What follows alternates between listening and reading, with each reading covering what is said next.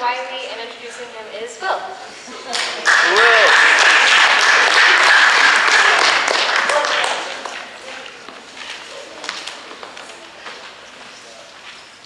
Frankie, you're weird.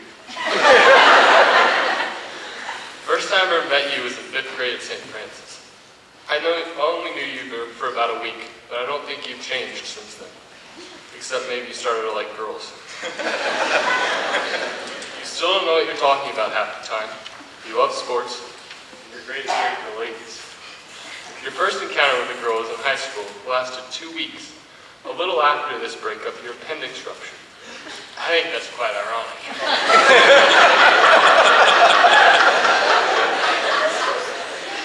You're a die-hard UK fan. They beat U of L this year. You were so ecstatic you decided to punch me in the face after me making a sarcastic, pure luck comment. Frankie, I'll keep this short because I know you're nervous, but next year you'll be at Furman, and you'll be missed by everyone here. I know your parents love it down there, and they are sad that your sister will be graduating, but Greenville will have to make way for another happy, hyper Wiley very soon. 8 years with the Wiley? That's a lot. I only spent about 4 years, and I don't know how I did it. Good luck with your speech, and be ready for tennis season.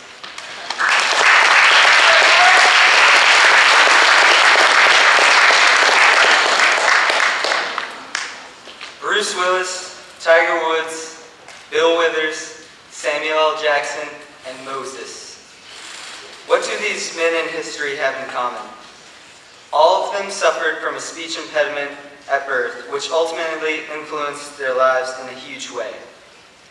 Bruce Willis and Samuel L. Jackson were both encouraged by their speech therapists to get into acting so they could improve their speech. Tiger once admitted that he learned the values of hard work and dedication from his impediment, and would stay up at night practicing speech by talking to his dog. Even God saw greatness in a man with a speech impediment named Moses, upon whom he bestowed the 10 Commandments to show all men. These men have had an enormous effect on the world we live in. But now it's time for my story. At the time, I had no clue I had to repeat kindergarten. Why would I have to? I was able to count to 100 like the other kids. I was nice to the other kids. And besides a few isolated incidents, I was relatively quiet during nap time. In my mind, there are only 2 reasons I can think of that I would have to return to my second year. Was it because I mooned the teacher while on the playground, telling me I had to come inside? Or was it because Michael and I thought it'd be funny if we hid from the teachers in the bathroom and stood on top of the toilets to see how long we could stay hidden? Needless to say, both things ended in a long talking to from my teachers and extra time practicing writing. To my surprise, none of those things was the reason I had to stay in kindergarten. I had to stay because I suffered from a speech impediment during my childhood. I had the tendency to put D's in front of every word I spoke, which is why, for those of you who didn't know, is how I gained the nickname Denki. Now, this impediment wasn't slight. Literally every word I spoke had the D in front of it. I would say things such as, die dame is Denki, that's your dame. I also had no clue what I was doing.